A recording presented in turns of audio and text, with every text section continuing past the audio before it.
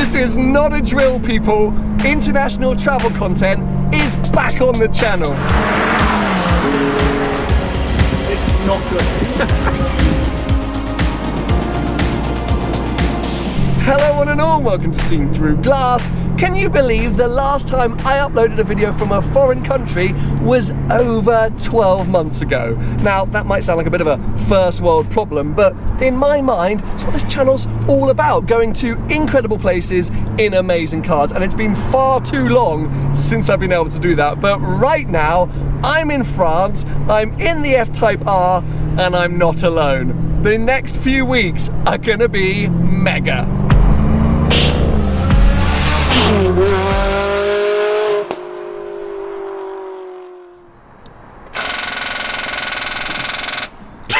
I sat here for 45 minutes with the engine running after an hour and a half drive in the hope that that's going to maintain some sort of battery. Well, let's go! I'm not sure you can drive like that. Balenciaga!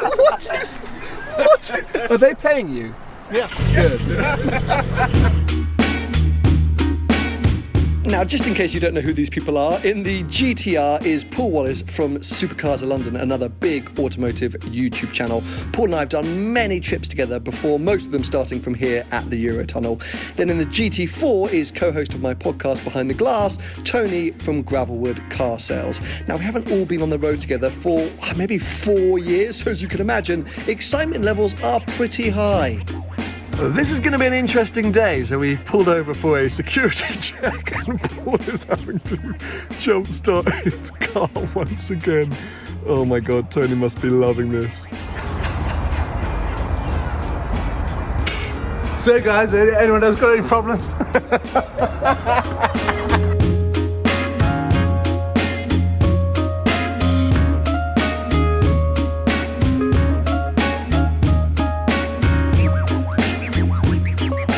Well, joking aside, let me just clarify what's going on. Paul's got some kind of weird issue with the battery in his GTR, which apparently started a few days ago. Just means that whenever he stops, can't start the car again, which is going to make today's drive very interesting. He has got himself a kind of battery booster pack, which means he can jumpstart the car himself, which is good because Tony and I have decided to do the kind of old school Top Gear thing, which is if Paul breaks down, we're just going to carry on and enjoy the journey because it's been so long since we've done a big international road trip. We don't want to get held up by Paul Wallace. Now, where are we actually going? It's going to come as no surprise to any long-term viewer to hear me say, we're headed to Monaco. Of course we're headed to Monaco. We are desperate to get back to Monaco, but we're going to sort of take a few days to get there. Go via Germany and Switzerland and try and find some epic roads to enjoy these 3 fairly evenly matched cars. Well, we'll find out more about that. But yeah, so Paul in the GTR, me in the F-Type R, and then Tony in a PDK 718 GT4, which he's asked me to remind you is for sale via Gravelwood Car Sales. I should have just bought my Murcielago. This would have been more reliable than this.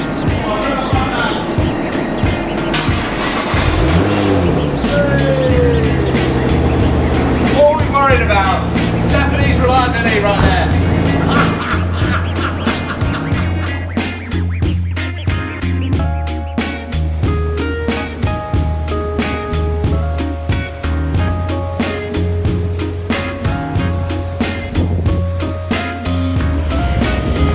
This is not good.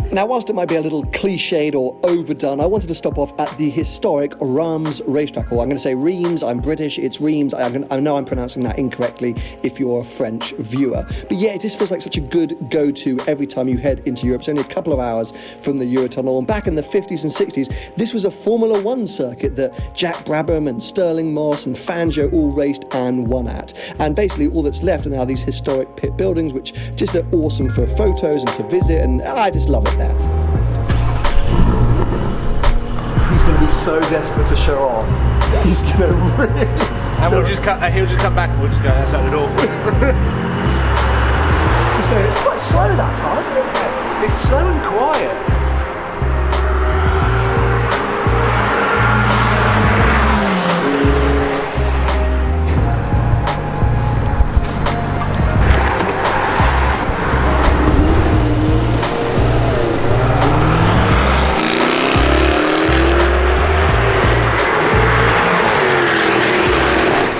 Impressed? It sounded not bad. Really? With OPFs, mate. Better than yours. Yeah, I mean, it's terrible. It was so slow, that car, it's unbelievable.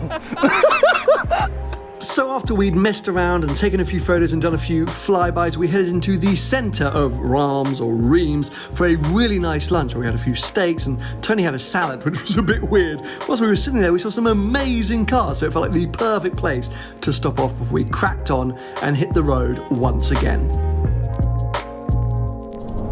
Now, if you've ever seen one of my European road trip series before, you'll know that usually on day one, I do something called a walkie-talkie Q&A, where essentially I ask a load of questions submitted by you guys to other people within the convoy via walkie-talkie. I do it because usually day one is quite boring in terms of driving. Whilst there's a huge amount of excitement about being on the road again, usually it's on the motorway, driving through the middle of nowhere, trying to get to the amazing scenery and driving roads. So yeah, I was like, I'll do that again, because we've got a long drive day one this year to Germany, and I thought it'd be a great way to sort of, kickstart the trip.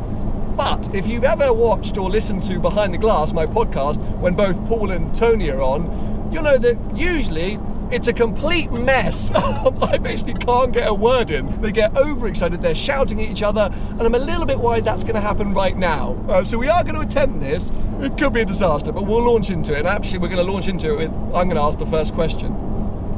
Tony, I'm actually going to ask the first question here because I know everyone else is thinking it, but why are you here in a GT4? Well, what else would you like me to come in? I could name quite a few things, but I think more to the point, people are like, what is that? What is that GT4? Where's it? Have you literally just bought it, hoping that at the end of the trip, Paul or I are going to want to buy it? No. And yes. No, being that I was meant to bring a BMW M3, which you know, and yes, I need to sell this car. Okay, so we're basically doing a week's worth of content for you on that car's advertising. Good to know. We'll both be submitting our invoices, I'm sure, at the end of the week. But yeah, I guess we have to clarify.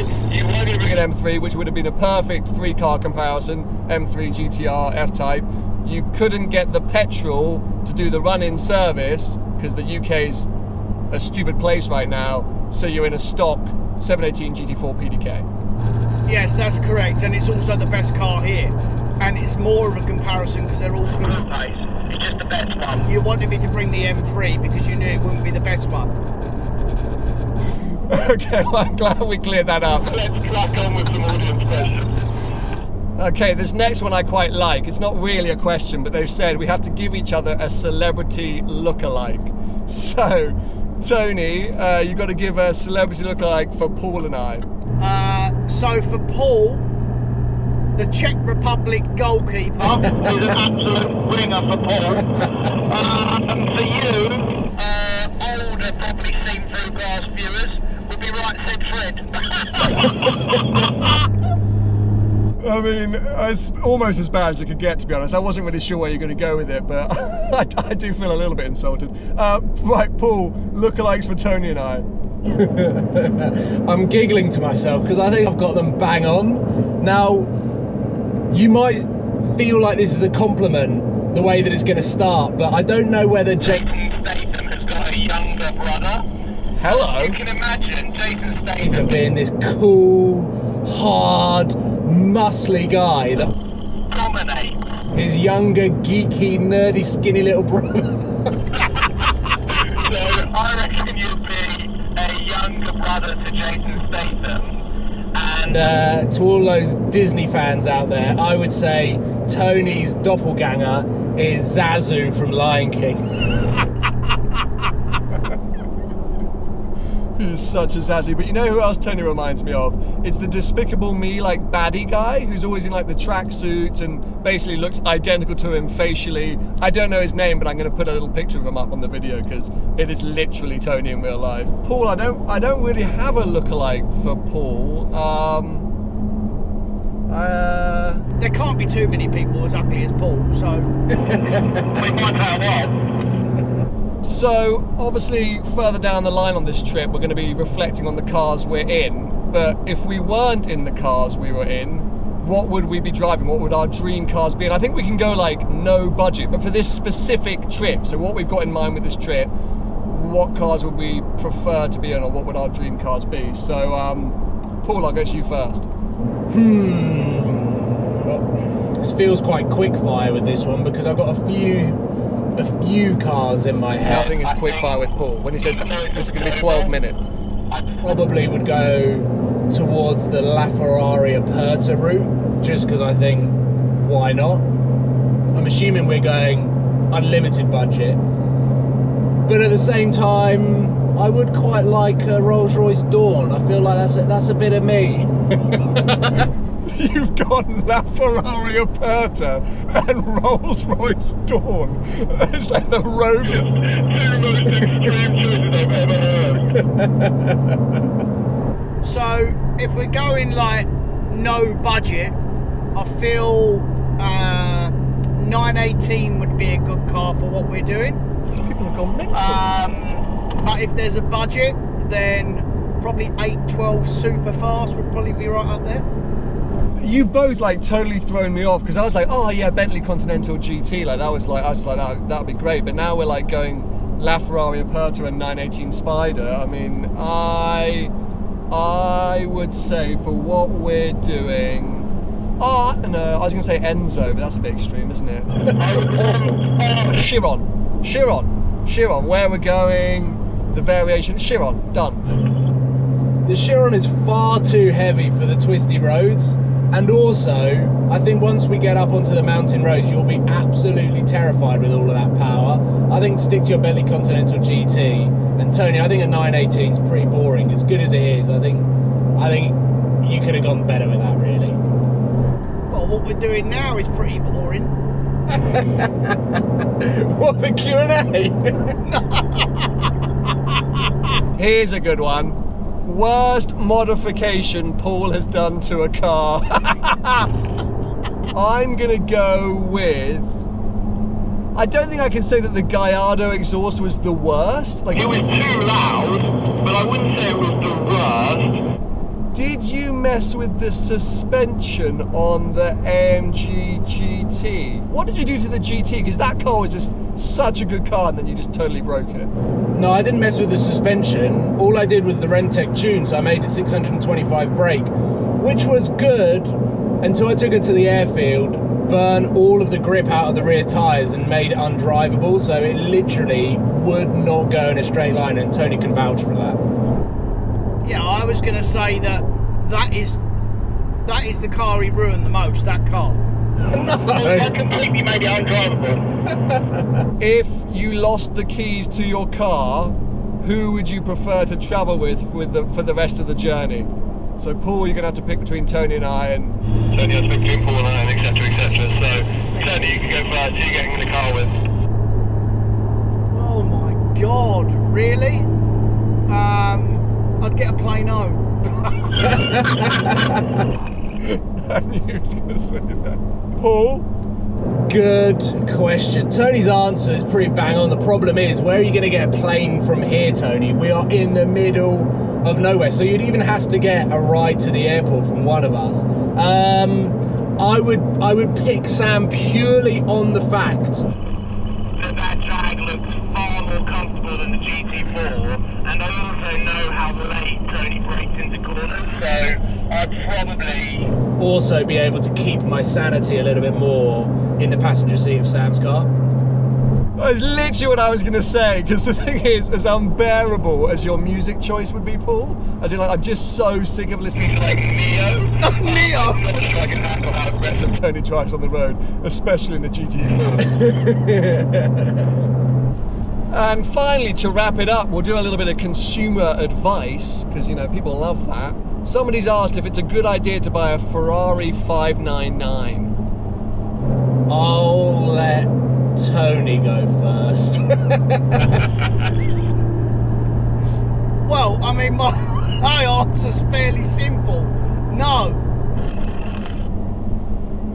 You know what? I think I'm going to surprise both of you, and I'm also going to say no. I'm probably also going to say no.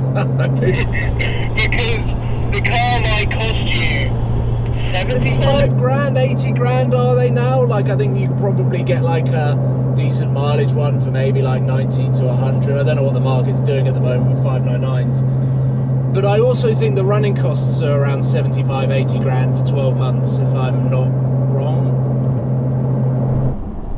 Tony, I think this is probably the first Q&A you've done with Paul. Have you noticed yet how Paul can't do quickfire? He can't do anything quick. I've realised that in the 5 or 6 years I've known him. I'll have you know I can jumpstart a GTR pretty quickly now. I've had plenty of practice. Well, I reckon not to get held up any longer, Tony. Why don't we put our foots down and crack on to Germany and let Paul just mong along in his GTR, eh? Just leave him here, yeah. Just leave him. Hopefully he breaks down. He's got to walk.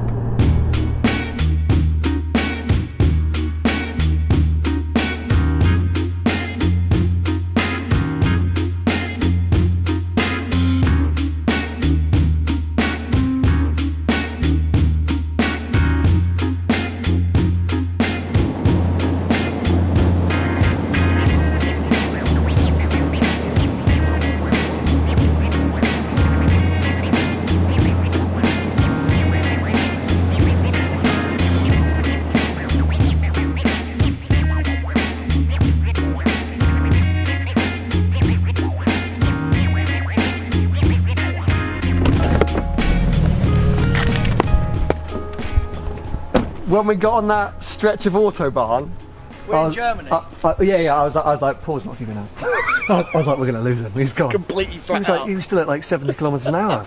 We were gone, weren't we? Completely. Oh, he made it. He made it. I thought we'd lost you on the Autobahn. No.